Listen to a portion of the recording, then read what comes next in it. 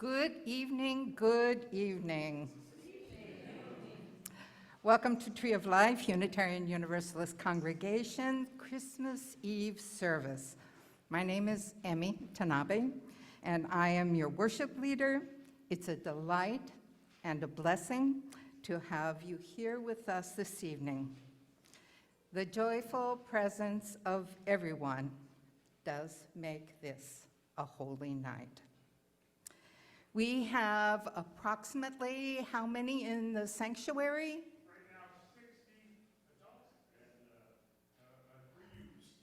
60 adults and 3 youths. 60 adults and 3 youths here with us and online. We have about 9 households online. 9 households online. As we come together, may those of us here in the sanctuary please check with our electronic devices and offer them a peaceful, short winter's nap by letting them rest in silent mode. And while you do that, here are our announcements. Our Director of Lifespan Learning, Heather Medals, is looking for facilitators to be trained for the OWL program for 7th through 9th graders.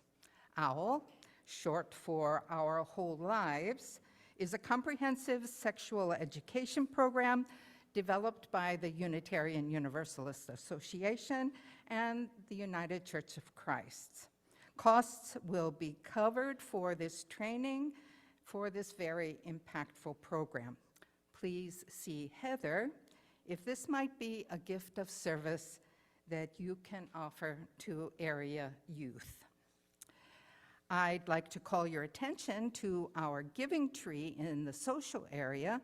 There are still some tags and time left to gather gifts.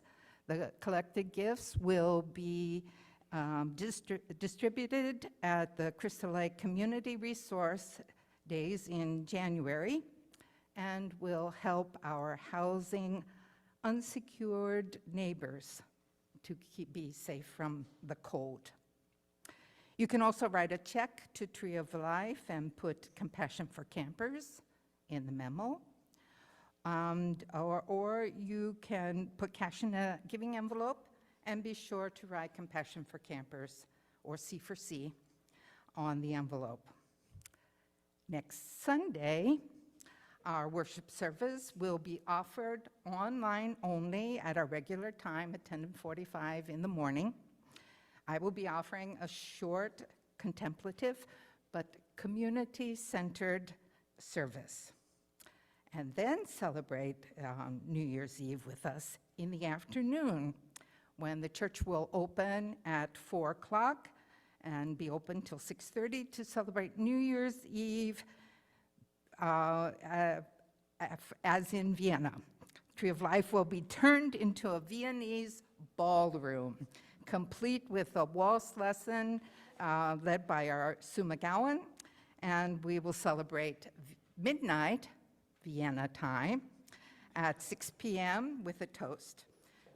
Bring a small bite, an appetizer or a dessert to share and RSVP to Laura Cantelli.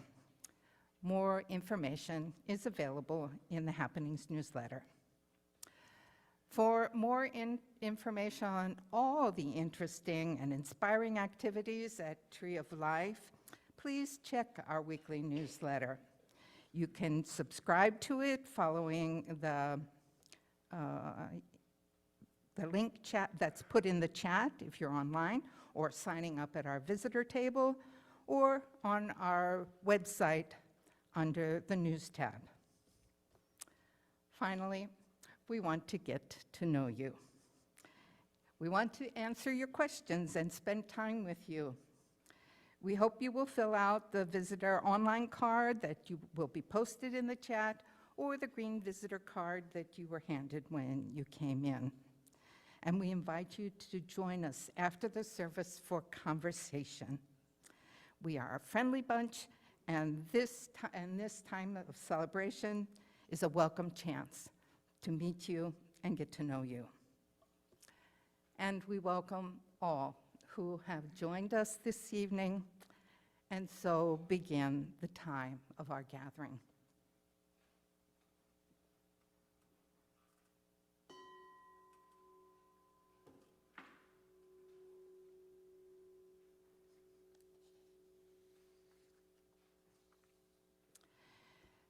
We begin this evening's service by acknowledging that the land on which Tree of Life Unitarian Universalist Congregation stands is the unceded territory of the Peoria, Potawatomi, Miamia, Oceti-Sacoan, Ho-Chunk, and Kickapoo peoples.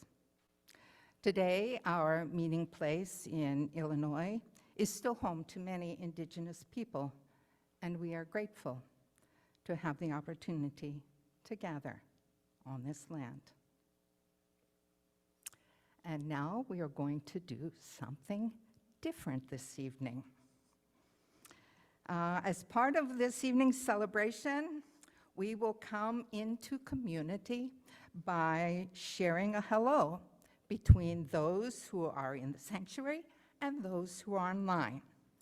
So first, I'd like to invite all those people who are online to turn on your cameras if you have not already done so.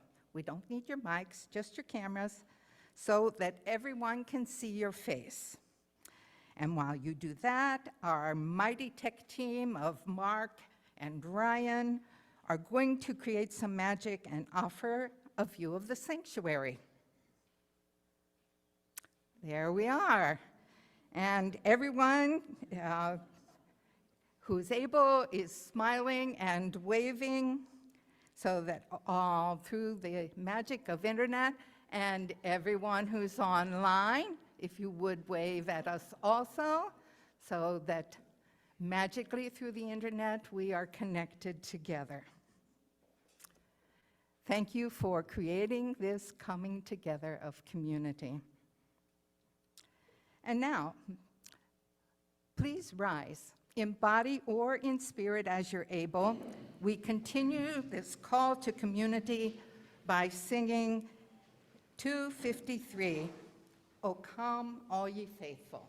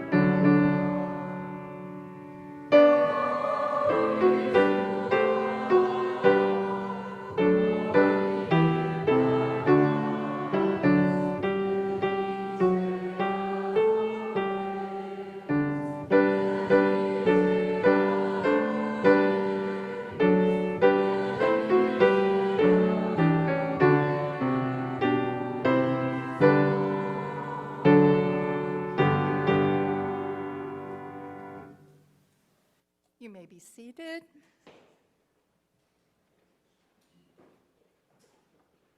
Mary Robinson will not read our chalice, will read our chalice reading, and I will light our chalice. If you have a chalice or flame at home, you can do the same.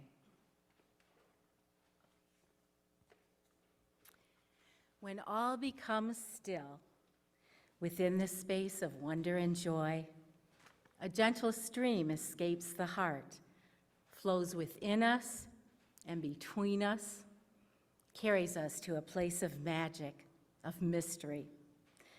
Mystery sustains this heart flow, binds us together, nurtures celebration, returns us again and again to wonder and delight.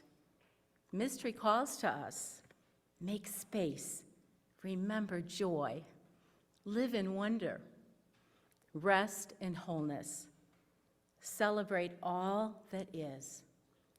We light our chalice for joy, wonder, and mystery, and for the celebration that they create.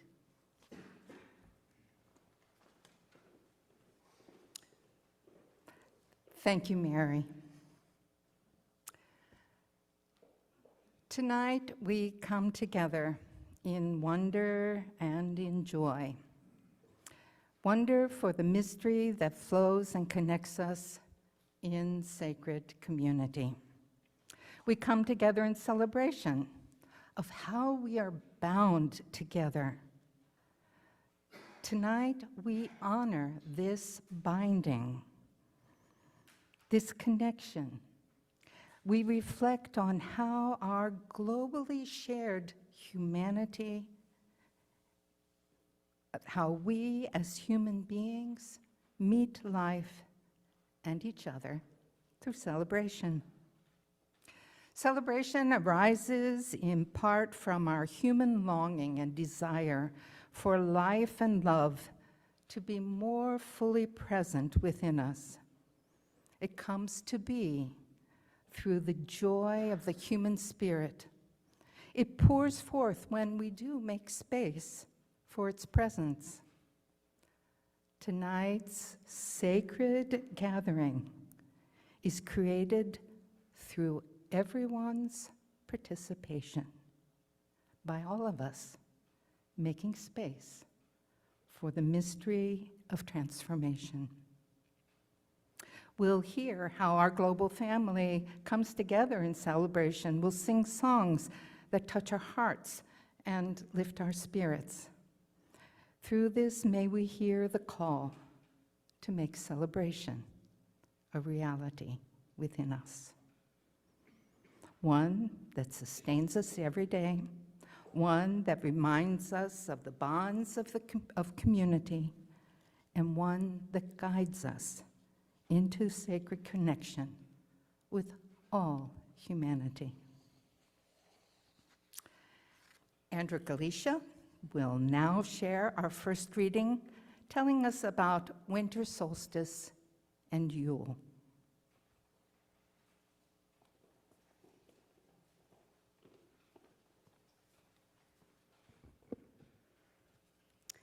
The words for this reading have been collected from Zoe Mintz and multiple sources. The winter solstice has been recognized and celebrated in many countries and cultures for centuries.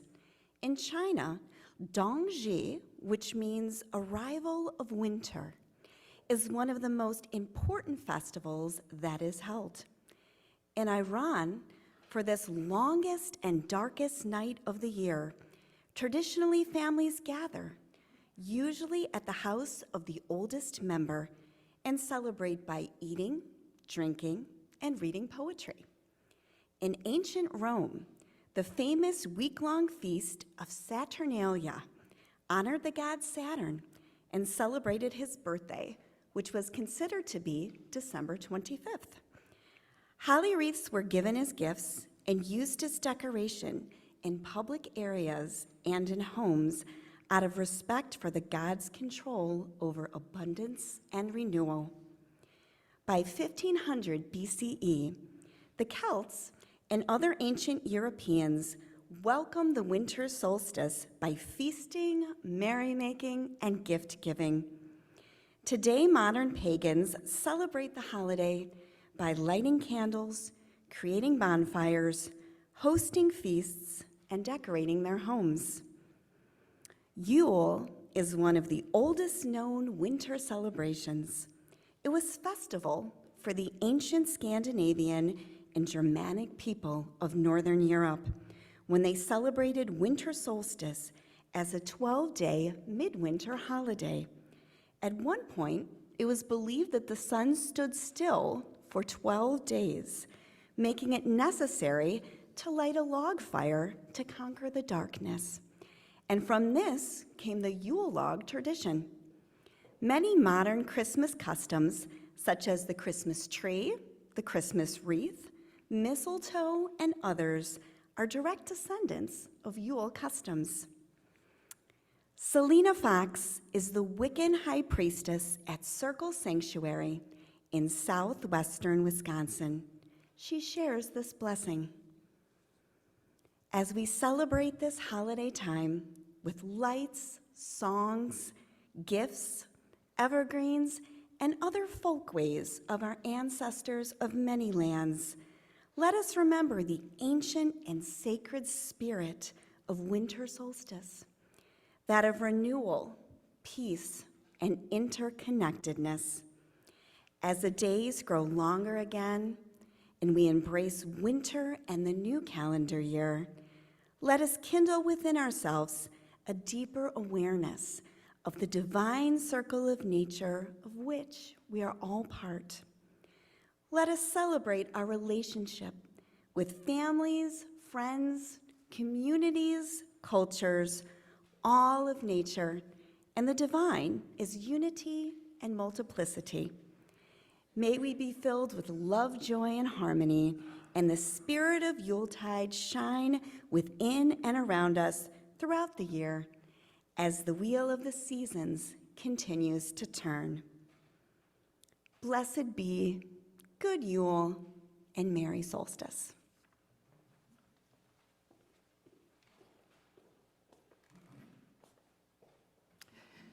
We honor these words of solstice and Yule by please rising in body or in spirit to sing number 235, Deck the Hall.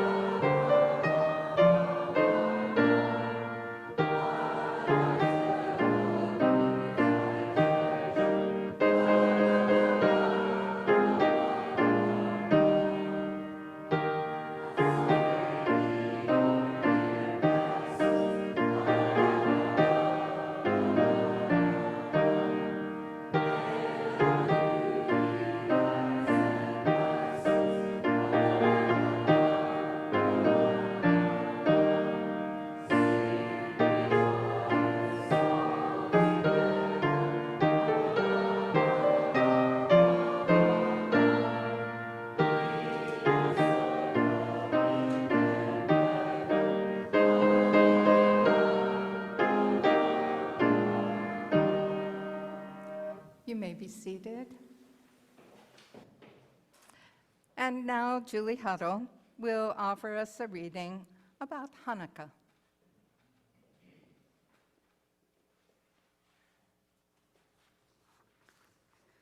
For the Hanukkah celebration, our first reading is from Michael Strasfeld.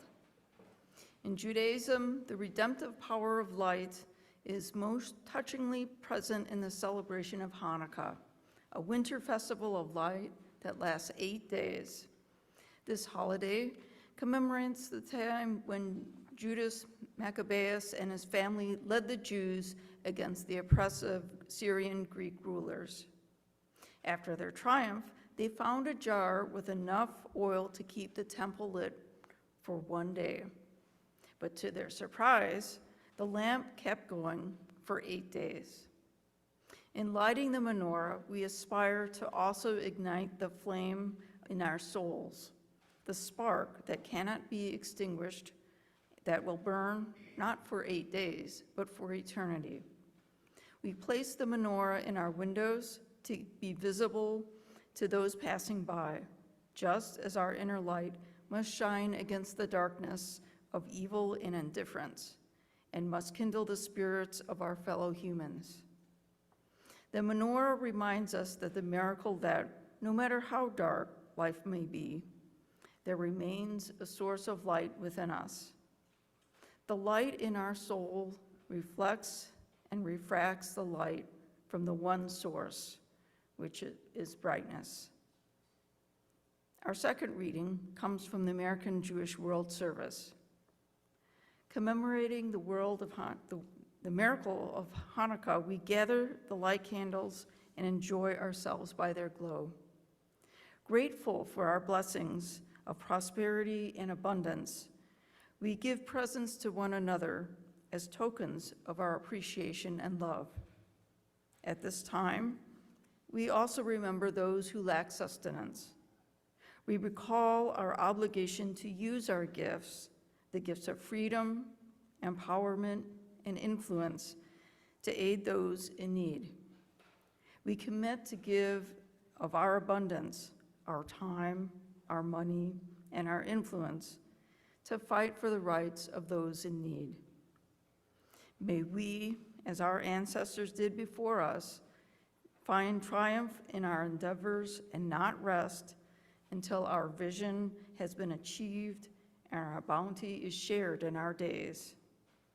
May we know that the work of our hands can bring warmth to those in need. May we carry the radiance of our hearts to all the dark places on this planet.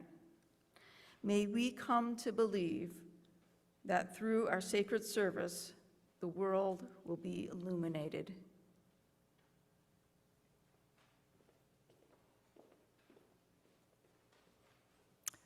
Thank you, Julie. And now we'll join in singing with the video on number 225, O Come, Emmanuel.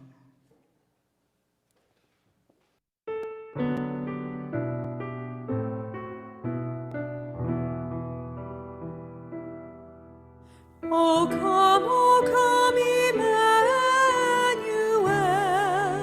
and with your captive children dwell. Give comfort to all exiles here, and to the aching heart bid cheer. Rejoice, rejoice, Emmanuel shall come within as love to dwell. O come, you wisdom from on high, from depths that hide within a sigh, to temper knowledge with our care, to render every act a prayer. Rejoice, rejoice, Emmanuel shall come within as hope to dwell.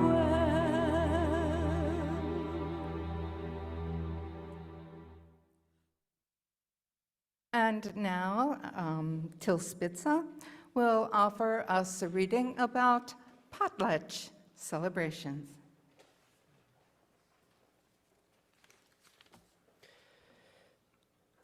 A founder of the Soaring Eagles dance worship, Roy Cook, shares these words. A potlatch is a gift-giving festival ceremony practiced by indigenous peoples of the Pacific Northwest coast of Canada and the United States. Among them, This is traditionally the primary economic system, and typically potlatching is practiced more in the winter seasons. The word comes from a Chinook trade language, meaning to give away or a gift.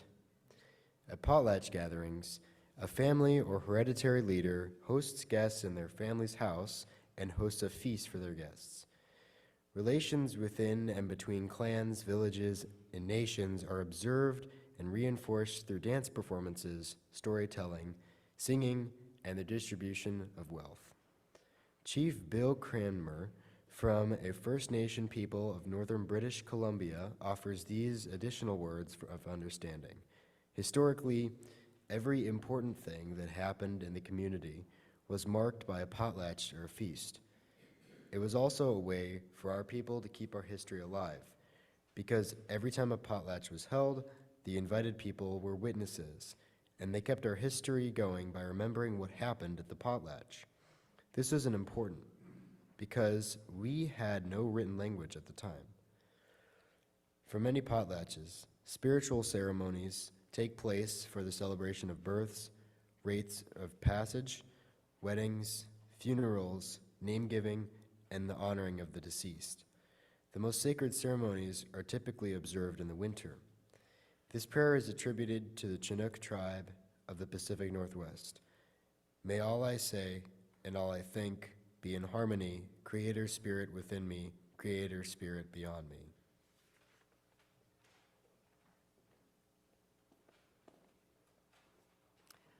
And now traveling more far afield for celebrations, except we're keeping it local as well. Our Tree of Life Choir virtually will sing to us the African Noel, arranged by Victor Johnson, and this video is produced by Cassandra Vos-Damon.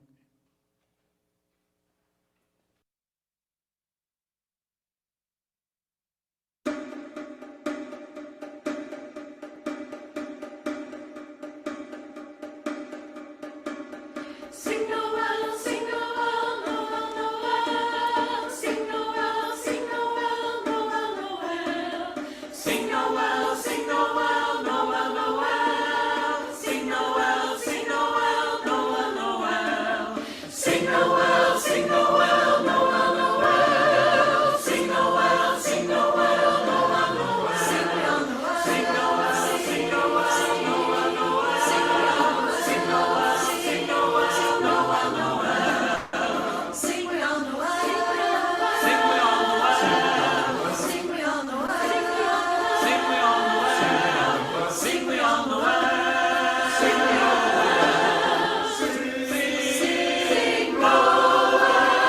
Sing Noel. Sing Noel. Noel, Noel. Sing Noel. Sing Noel. Noel, Noel. Sing Noel. Sing Noel. Noel, Noel. Sing Noel. Sing Noel. Noel, Noel.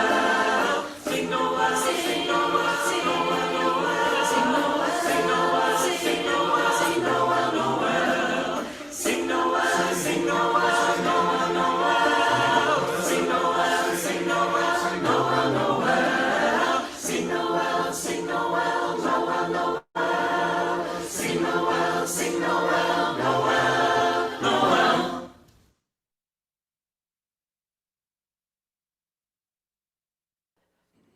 And now, just to shift a bit in mood, we please rise in body or in spirit as you're able for us to join together in singing, "It Came Upon a Midnight Clear."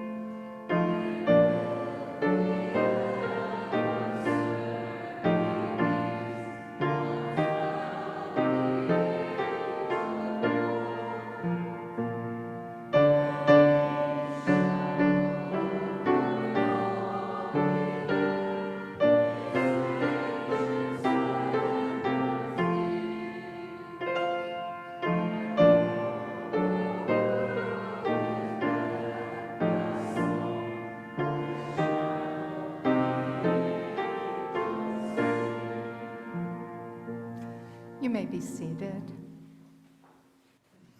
And Alan Shear will now share with us a different kind of a story of celebration about a Christmas that took place in 1914.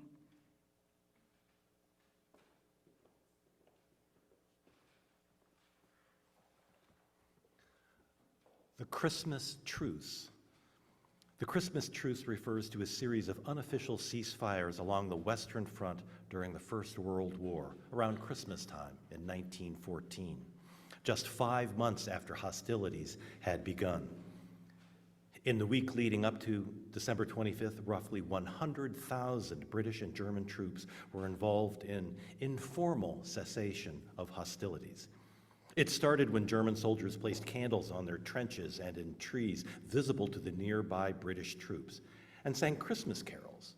The British responded by singing carols of their own.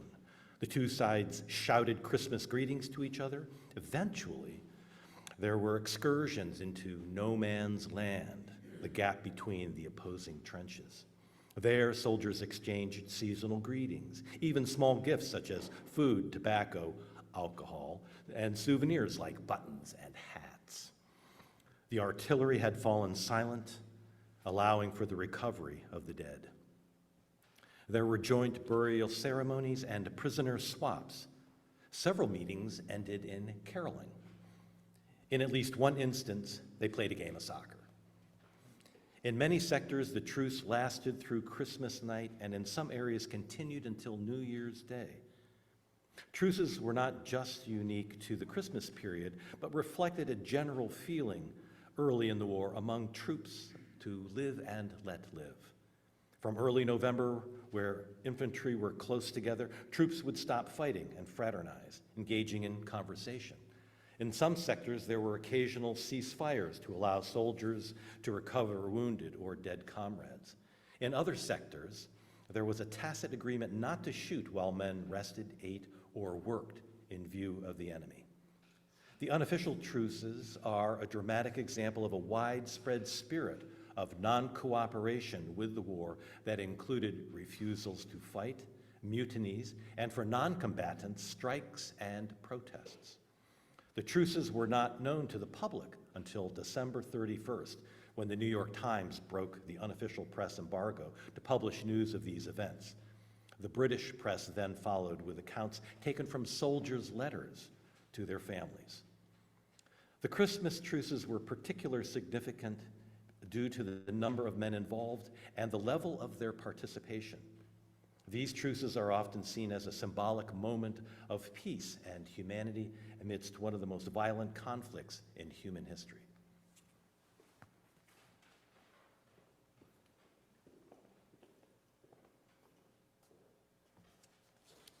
Thank you, Alan. When human beings see and remember that they share humanity, extraordinary things can happen. In 1914, the jovial banter shouted back and forth across the trenches on the Western Front eventually created a contagious spirit of goodwill. Many young German soldiers had been students in Great Britain, and some young British soldiers had traveled or studied in Germany. The connection to the season and the remembered experiences all brought them to remember that they shared humanity and they didn't feel like fighting. In our celebration tonight, we too can see and remember.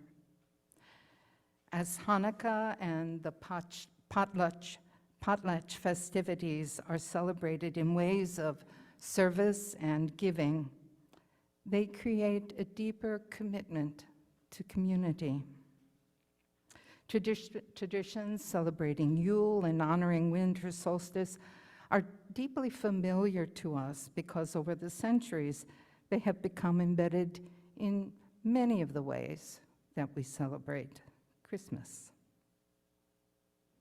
These activities also bring us into deeper connection. Within a larger mystery, we have vast reservoirs of joy already within us and around us. When awe, wonder, or stillness pull us from our habitual ways of perceiving the world, joy floods into this space. In one way, we could say that we are pulled out of the trenches of a confined worldview and into a more spacious encounter of life. When our hearts are open, we remember that finding and sharing joy is how we spread light in the world. As we worship in community, we remember the mystery of connection that we share with all life. We remember that we are called to honor and nurture this bond of relationship. And in the spiritual practice of such nurturing, we find that we grow within ourselves and deepen our connection with each other. It is a mystery that we can transform into reality of our daily living. May it be so. May we take part in making it so. Amen, and blessed be.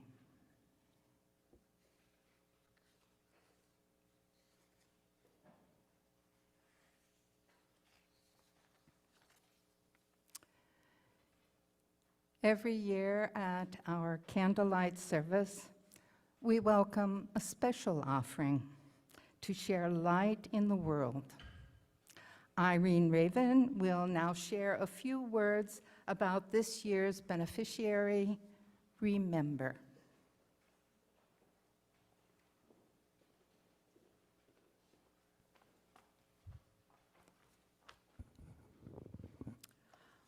On this sacred night, we are collecting funds for the Remember program. This is the service trip some of our members worked on last June. These same volunteers and friends are responsible for the beautiful luminaries that greeted us as we arrived here. Thank you to all those who sponsored them. Remember is an independent, nonprofit organization working with the Oglala Lakota Nation on the Pine Ridge Reservation in South Dakota. We improve the quality of life for those who live here and provide meaningful opportunities to serve and learn from those who volunteer and support our work. Remember's efforts are funded by private donations and guided by the aspirations of tribal members who are generous in their wisdom as cultural speakers, community leaders, and builders of understanding. During the cold, windy prairie winters, when temperatures can drop below zero for days at a time, many families on the Pine Ridge Reservation struggled to keep their homes heated. Our offering today is being used to help the residents on Pine Ridge through the Remember Heating Program. During last year's harsh winter, Remember trucks traveled over 16,000 miles and completed almost 800 deliveries. They were able to provide 16,000 gallons of propane and heating oil. They gave over $15,000 in electric assistance to prevent electric shutoffs. This year, they expect to have even more requests, and they need our help. Please remember that this is the poorest county in the whole of the United States. I am honored to be here today to encourage you to give generously to these people who desperately need our help. May your gift of heat warm your own heart as well.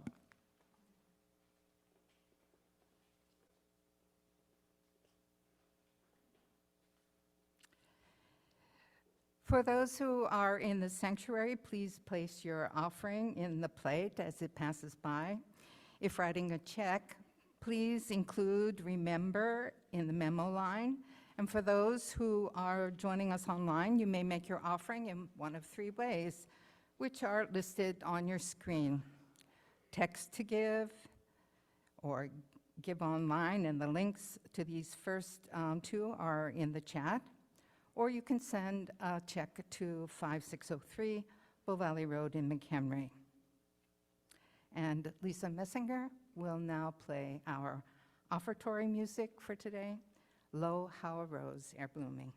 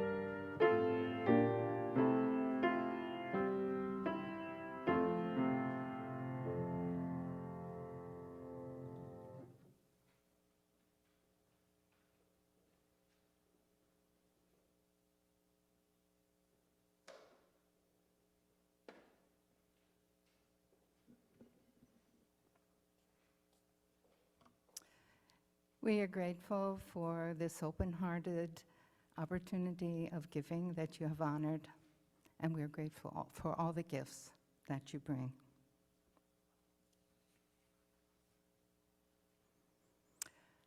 The world in a word. In the Christian New Testament, the first verse of John tells us, "In the beginning was the Word. The Word manifested in the creation of everything, and within everything there is life. And within light and within life there is light, by which all can be seen and understood." Let us celebrate together this light with singing "Joy to the World," hymn number 245, and please rise in body or in spirit.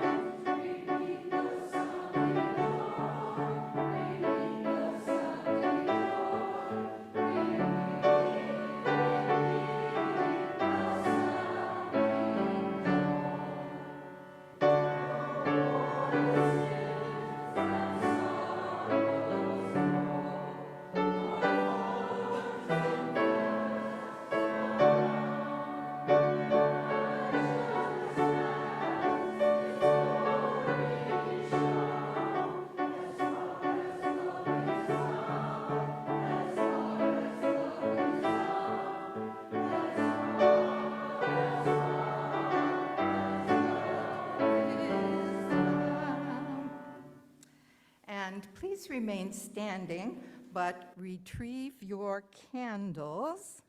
And would our light person for tonight?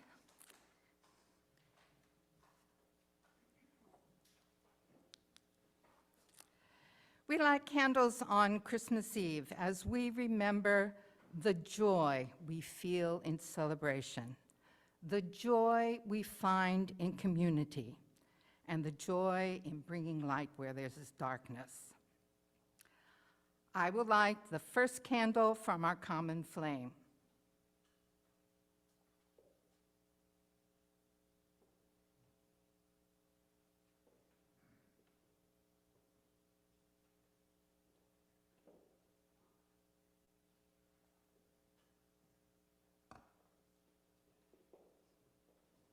And as we pass this flame together, let us consider these words of the Reverend Dr. Howard Thurman.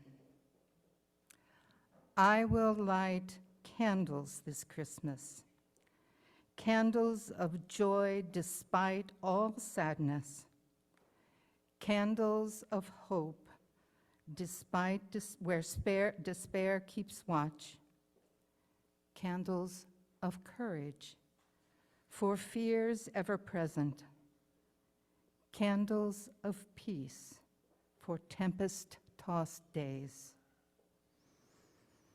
candles of grace for ease to our heavy burdens, candles of love to inspire our living, and candles that will burn all year long. I think we all have candles, and now Lisa will lead us in singing Silent Night.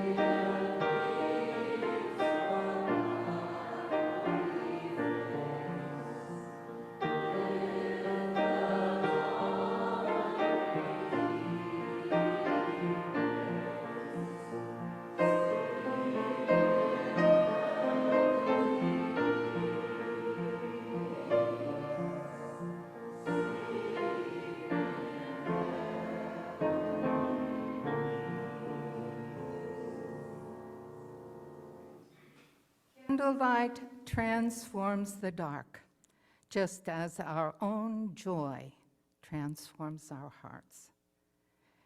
Candlelight illuminates our surroundings, just as wonder brings us clarity. Please Lift your candles high into the air and look around you. When our flames are out in the open and not blocked from view, there is a wonderful brightness. The individual flames become one powerful source of light, and so it is within the light of community. You may lower your candles. In these words, adapted from our in-house poet, Patrick Murphin, we hear the imagery of hope in the Christmas story calling to us. Tonight, let us be that stable.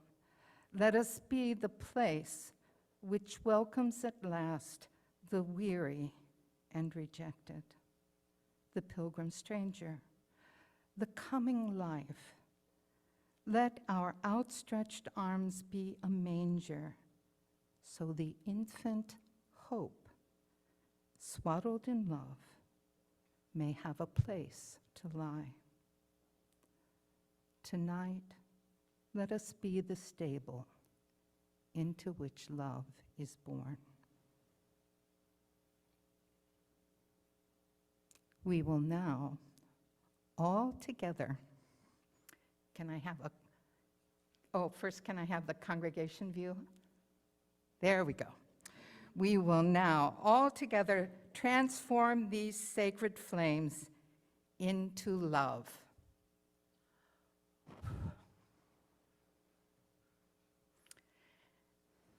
And now we'll get the screen. And we now extinguish these flames of celebration and carry the light within us.